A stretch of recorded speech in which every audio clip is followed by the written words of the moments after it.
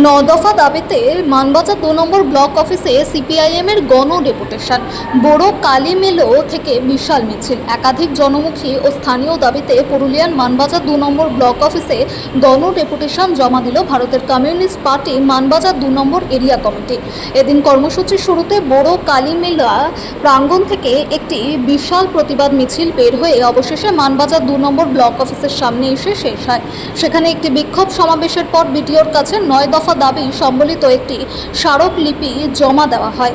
সিপিআইএমের পক্ষ থেকে পেশ করা প্রধান দাবিগুলির মধ্যে অন্যতম হল ভাতা প্রদান। প্রকৃত ও যোগ্য প্রাপকদের অবিলম্বে অন্নপূর্ণা যোজনা, বার্ধক্য ভাতা, বিধবা ভাতা সহ সমস্ত ধরনের সরকারি সামাজিক ভাতা প্রদান করতে হবে। আবাস যোজনার দুর্নীতি বন্ধ করে প্রকৃত যোগ্য ব্যক্তিদের অবিলম্বে ঘর দিতে হবে। থমকে থাকা রামজি প্রকল্পের কাজ অবিলম্বে চালু করতে হবে। ভোটার তালিকায় থাকা বিচারাধীন ভোটারদের সমস্যা অবিলম্বে সমাধান করতে হবে। পাট্টাদার এবং আদিবাসীদের জল জঙ্গল জমির অধিকার সুনিশ্চিত করতে হবে এবং তাদের জমি থেকে কোনোভাবেই উচ্ছেদ করা চলবে না। এই ধরনের মোট ৯টি জনস্বার্থবাহী দাবি নিয়ে এদিন বিডিও সাহেবের নিকট লিখিত স্মারকলিপি তুলে দেন দলীয় নেতৃত্ব।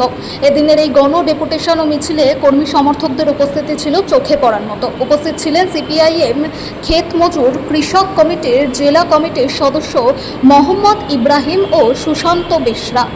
এছাড়াও নেতৃত্ব দেন মানবাজার ২ নম্বর ব্লক ক্ষেত মজুর কৃষক কমিটির সদস্য বৈদ্যনাথ সরেন, নরেন সিং সিপিআইএম মানবাজার ২ নম্বর ব্লক সম্পাদক সাহেব রাম হাসদা, সভাপতি অমল বেশরা, কৃষক সভার সম্পাদক নরেন্দ্রনাথ সিং, সভাপতি জগবন্ধু মান্ডি ও মনোরথ মাহাতো সহ স্থানীয় নেতৃবৃন্দ। দাবি পূরণ না হলে আগামী দিনে আরও বৃহত্তর আন্দোলনের হুঁশিয়ারি দিয়েছে এরিয়া কমিটি। সমগ্র কর্মসূচিকে কেন্দ্র করে এদিন ব্লক অফিস চত্বরে নিরাপত্তা ছিল আঁটোসাঁটো। নির্বাচন উত্তরকালে নতুন একটা সরকার গঠিত হয়েছে, প্রায় তা ৬২-৬৩ দিন হয়েছে। নির্বাচনের আগে এই সরকারের যা প্রতিশ্রুতি ছিল, সেই ৯ দফা দাবির ভিত্তিতে আজকে আমরা মানবাজার ২ নম্বর বিডিও সাহেবের কাছে একটা স্মারকলিপি সহ দাবি সনদ আমরা পেশ করেছি।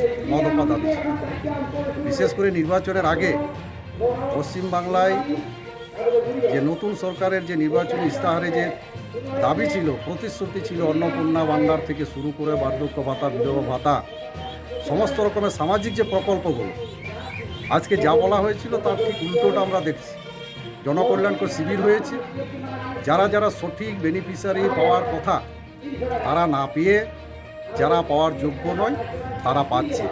সেই সমস্ত মায়েদের বোনেদেরকে নিয়ে আজকে আমরা বিডিও সাহেবের কাছে এসেছি। আপনি কত ডাটা এন্ট্রি করেছেন, কতজন প্রাপ্য আছে, কতজন পাবে না পাবে, সেই বিষয় নিয়ে আমরা আলোচনা করেছি। উনি বলেছেন যে সমস্ত বিষয় নিয়ে অন্নপূর্ণা ভাণ্ডারে সব কিছু নিয়ে এখন আমরা উড়ে উঠতে পারিনি, আবার আমাদের কিছু সময় চাই, এইটা একটা ছিল। আবাস যোজনায় দেখা যাচ্ছে একটা মানুষের মধ্যে মানে যে যারা বাড়ি আছে তারাই বাড়ি পাচ্ছে, এই বিষয়ে কি আপনারা কিছু বললেন? আবাস যোজনা এটা হচ্ছে বিগত সরকারের সময় একটা প্রকল্প ছিল, যেটা প্রধানমন্ত্রী আবাস যোজনা পরিবর্তে বাংলা আবাস যোজনা তৃণমূল সরকার এটা চালু করেছিল। আমাদের পশ্চিমবাংলার বেশ কয়েকটা সমীক্ষা করে গোটা পশ্চিমবাংলা জুড়ে প্রথম কিস্তি টাকাও পেয়েছে। সেটাতে আমাদের আপত্তি আছে। যারা প্রকৃত বেনিফিশিয়ারি, যারা পাওয়ার যোগ্য তারা পায়নি, যারা পাওয়ার যোগ্য নয় তারা পাচ্ছে। এইগুলো কেন হচ্ছে? এবং দ্বিতীয় কিস্তির যে টাকাটা বাকি আছে, যারা পেয়েছে প্রথম কিস্তির টাকা, সেই সমস্ত টাকা অবিলম্বে দিতে হবে এবং পুনরায় যারা গরিব মানুষ আছে তাদেরকে এই আবাস যোজনা আওতায় নিয়ে আসতে হবে। আরেকটা প্রশ্ন লাস্ট আপনার কাছে, এই বালি বিষয়ে মানে কি বলবেন? রাজ্য সরকার একটা দেখছি দিয়েছে, তো ওটার থেকে অনেক বেশি দামে আর কি বালি নিতে হচ্ছে সাধারণ মানুষকে। এই সরকারের নির্দিষ্ট কোনো এখনো পর্যন্ত বালি সম্পর্কে গাইডলাইন প্রকাশ করতে পারেনি। বিরোধী দলনেতা তৎকালীন মাননীয় শুভেন্দু অধিকারী, বর্তমানে তিনি হচ্ছেন আমাদের রাজ্যের মুখ্যমন্ত্রী, তিনি বালি বিষয়ে বারবার বলেছেন, ভিডিও ইত্যাদি ঘুরে বলছে। কখনো কোথাও দেখছি যে এক ট্রাক্টর বালির জন্য ১২০০ টাকা, আবার কোথাও আমাদের পুরুলিয়াতে দেখছি যে ওটা ২০০০ টাকা। কিন্তু বাস্তবে যেটা আমরা লক্ষ্য করছি কয়েকদিন ধরে, 10 চাকা গাড়িতে করে এক গাড়ি বালি আনলে 30 থেকে 32,000 টাকা লাগছে। এই সরকারের কোনো গাইডলাইন নাই। বালি সম্পর্কে আমরা বিডিও সাহেবকে বলেছি, কারণ আবাস যোজনা যারা ঘর পেয়েছে এই বালির পয়সা দিতে সমস্ত টাকা শেষ হয়ে যাচ্ছে। এটা সরকারের একটা দ্বিচারিতা হচ্ছে। আমরা এটা বিডিও সাহেবকে বলেছি ইমিডিয়েটলি আপনার যেখানে জানানোর বিষয় সেখানে জানান। এটা তো ইরিগেশন ডিপার্টমেন্ট, গভর্নমেন্ট ডিপার্টমেন্ট, সেটা তাদেরকে একটা গাইডলাইন প্রকাশ করতে হবে যে পার গাড়ি কত টাকা বালির দাম হতে পারে। আপনার নাম? আমার নাম সুশান্ত বেসরা, আমি জেলা কমিটির